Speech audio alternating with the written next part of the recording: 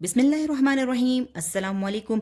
अगर आपने कभी क्वेटा बलूचिस्तान का सफ़र किया हो तो यकीनन रोश के बारे में ज़रूर सुना होगा। ये एक ऐसी ट्रेडिशनल डिश है जिसमें ना सिर्फ जायका होता है बल्कि पश्तून सकाफत की खूबसूरत सी झलक होती है।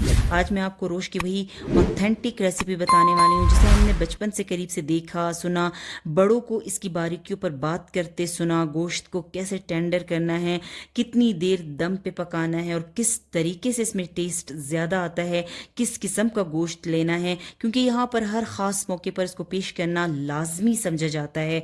तो बस ये एक रेसिपी ही नहीं है बल्कि कल्चरल एक्सपीरियंस है। मैं चाहती हूँ कि आप भी बिल्कुल ऑथेंटिक रोश बनाएं, ऑथेंटिक टेस्ट के साथ, जैसे कि हम बरसों से बनाते आ रहे हैं। तो चलिए बस फिर स्टार्ट करते हैं आज की रेसिपी।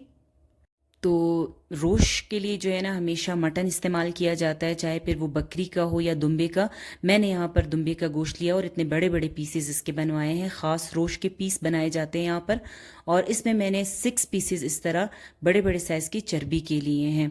तो ये लाजमी होते हैं इसमें। अगर 2 kg मटन है तो 6 पीसेस चर्बी के लाजमी हैं। इसके बाद आपने खुला देगचा लेना है और बात का भी ख्याल रखना है कि देगचा जो है ना वो थिक मटेरियल का होना चाहिए।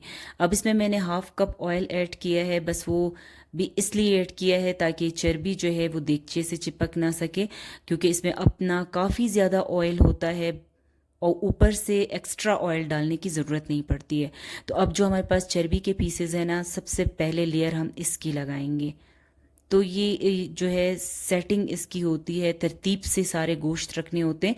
पहले चर्बी रखी जाती है, फिर हड्डी वाला गोश्त रखा जाता है और उसके ऊपर नरम वाला गोश्त रखा जाता है। तो अब हम हर पीस पे थोड़ा थोड़ा सा नमक छिड़क देंगे, लेकिन अब ऐसा भी नहीं है कि आप नमक छिड़कते जाएं और उसकी जो मिकदार है वो बढ़ जाए। इसलिए आपने पहले से अलग से एक बर्तन में 2 टेबल स्पून सॉल्ट रख देना है ताकि ज़्यादा ना हो जाए, क्योंकि अक्सर मटन में अपना भी काफ़ी नमक होता है। तो 2 kg के लिए 2 टेबल स्पून नमक बिल्कुल परफेक्ट है। इसके बाद हम इसमें इसी तरह नमक छिड़कते जाएंगे हर पीस पर अलग अलग। तो ये हमने सारे पीसेस रख दिए हैं। अच्छा, जो रोश होता है ना वो कम मिकदार में सही नहीं बनता है, हमेशा रोश ज़्यादा मिकदार में बनाया जाता है। और यहाँ पर जो होटल्स वगैरह में बनाया जाता है, रेस्टोरेंट वगैरह में, तो वो 40 kg कम अज़ कम एक साथ ये लोग बनाते हैं बड़े बड़े देगचों में। तो इसलिए मैंने भी यहाँ पे थोड़ी मिकदार ज़्यादा ली, लेकिन ये अब भी बहुत कम मिकदार है। ज़्यादातर इसमें जब दावत वगैरह में बनाया जाता है तो 10 kg 12 kg बनाया जाता है। अच्छा, अब ये मैं दुम्बे का गोश्त इस्तेमाल कर रही हूँ और इसमें थोड़ा बहुत मतलब हीक होती है, तो इसलिए आपने एक अदद लीमू लेकर उसका जो छिलका है ना वो बिल्कुल उतार देना है और उसको बीच में रख देना है। इससे हीक बिल्कुल ख़त्म हो जाती है। अब आपने एक दूसरा बाउल ले लेना है और उस पर तकरीबन 4 टेबल स्पून लहसुन का पेस्ट डाल दें और 1 टीस्पून इसमें आप ब्लैक पेपर डाल दें और हाफ कप इसमें दही ऐड करें। बहुत ज़्यादा दही नहीं डालेंगे हम इसमें। तो ये दही इसलिए लाजमी होता है क्योंकि ये दुम्बे का गोश्त है, तो जो है ये बहुत हाजिम बन जाता है। और ख़ास तौर पर जब आप गर्मी के मौसम में दुम्बे का गोश्त बना रहे हो तो लाजमी आपने इस तरह इसमें दही ऐड करना है। यहाँ पर जो पठान होते हैं वो दही के बजाय इसमें लस्सी भी ऐड कर देते हैं ताकि जो इसकी जो गरमाइश है वो भी ख़त्म हो जाए और हाजिम भी बने। तो ये आपने इसमें ज़रूर डालना है, लेकिन बहुत ज़्यादा मिकदार में नहीं डालना है।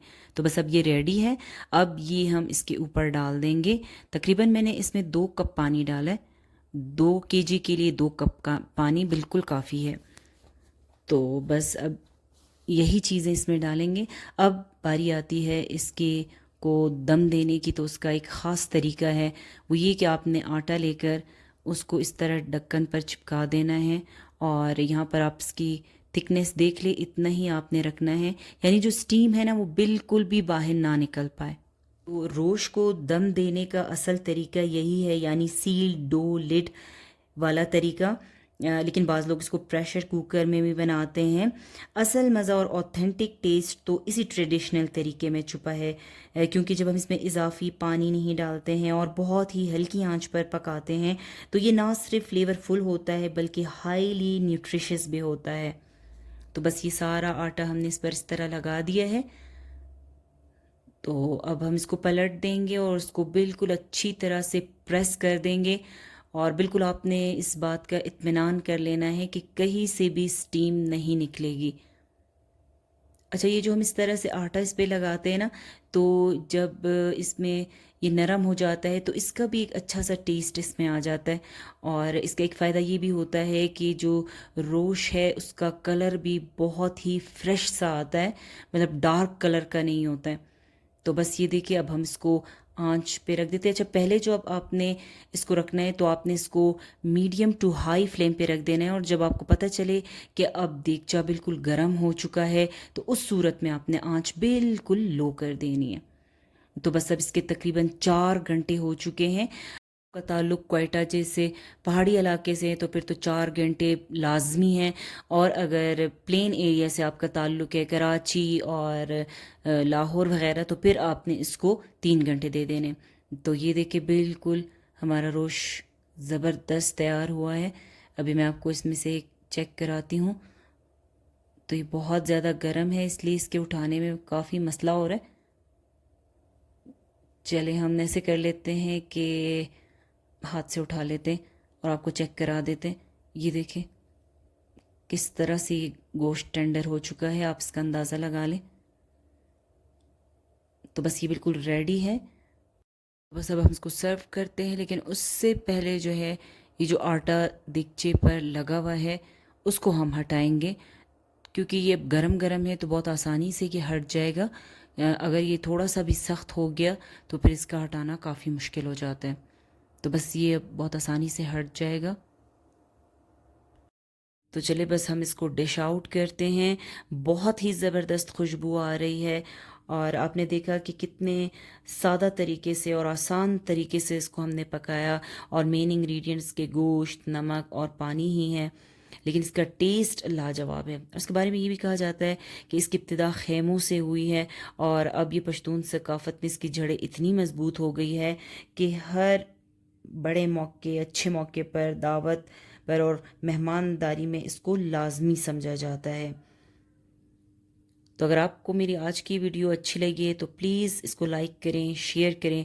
और अभी तक अगर आपने चैनल को सब्सक्राइब नहीं किया है तो प्लीज़ मेरे चैनल को सब्सक्राइब करें। तो मुझे उम्मीद है कि मेरी आज की रेसिपी आपको बहुत पसंद आई होगी। ज़रूर ट्राई कीजिएगा इसको। इंशाल्लाह दोबारा मिलूँगी आपसे एक नई वीडियो में नई रेसिपी के साथ। तब तक के लिए अल्लाह हाफ़िज़।